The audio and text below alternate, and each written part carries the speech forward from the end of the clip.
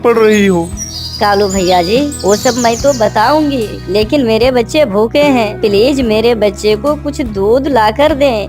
ठीक है टूनी, कोई बात नहीं, मेरा घर पास में ही है, मैं भी जाकर दूध लेकर आता हूँ।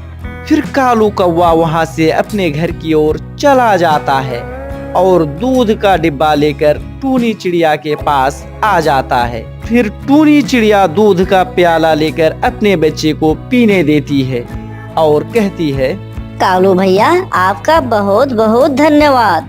तभी इधर टोना अपनी मम्मा से कहता है, माँ जी, देखो टूनी चिड़िया घर में नहीं है और ना ही कोई बच्चा। पता नहीं रात को कहाँ गई होगी अपने बच्चे को लेकर।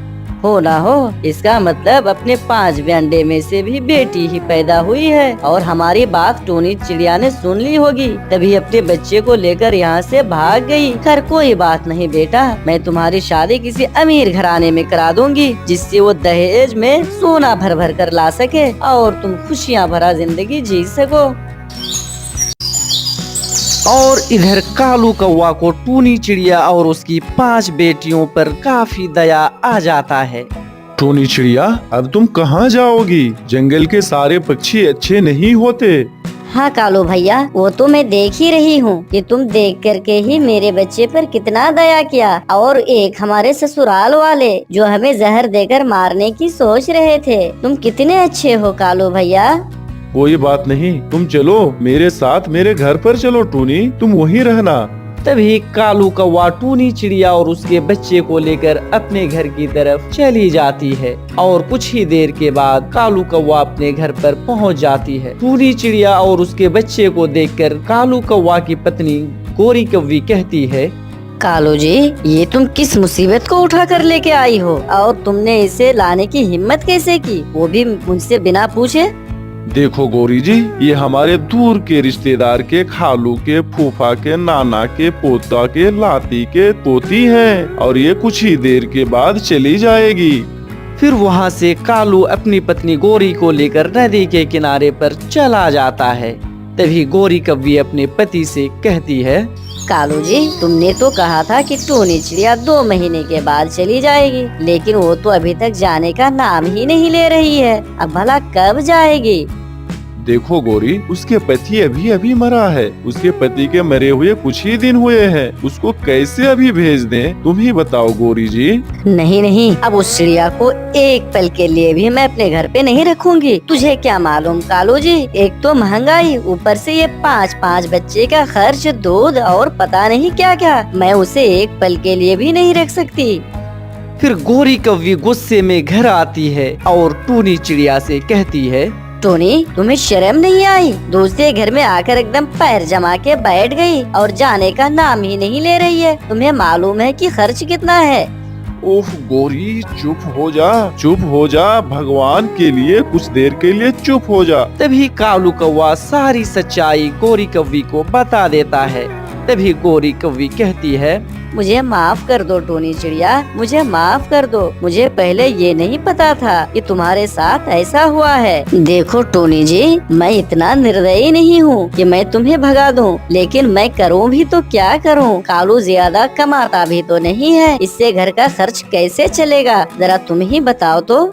ऐसी बात है तो मैं भी काम जानती हूँ, सिलाई का काम जानती हूँ, मैं भी हाथ बटा दिया करूँगी तो खर्च आसानी से हम लोग सहन कर सकते हैं। मैं सिलाई का काम जानती हूँ गौरी बहन।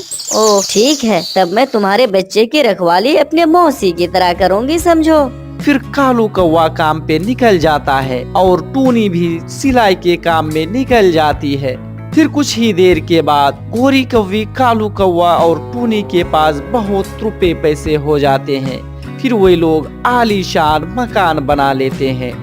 फिर एक दिन सुबह सुबह एक बूढ़ी चिड़िया उस घर में आती है और कहती है, मैं बहुत भूखी प्यासी हूँ, मुझे कुछ खाने दो गोरी बहन, मुझे कुछ खाने दो गोरी बेटी, मेरी बहू ने मुझे मारकर घर से निकाल दिया है।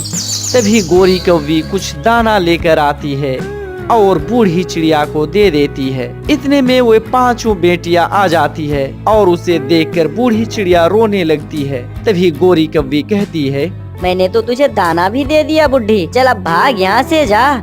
देखो गोरी बेटी, मैं इसलिए नहीं रो रही हूँ और जा रही हूँ। मैं कितनी अभागिन और बदकिस्मत हूँ। कुछ दिन पहले मेरे पास भी पांच पोतियाँ थी, लेकिन मैंने उसको अपने घर से बाहर निकाल दिया था। तभी वहाँ अचानक टूनी चिड़िया आ जाती है और कहती है, माँ जी, आप इस हाल में कौन? टूनी बेटी, तुम्हारे जाने के बाद मैंने अपने बेटे की शादी करा दी थी और बहू ने मुझे मार मार कर घर से बाहर निकाल दिया। मुझे माफ कर दो बेटी। नहीं माँ जी, कोई बात नहीं, अब तुम यहीं रहोगे अपनी पोती के साथ। फिर वे परिवार खुशी खुशी रहने लगते हैं। पहाड़ों पर बैठा हुआ कालू कौवा खुद से बातें कर रहा था।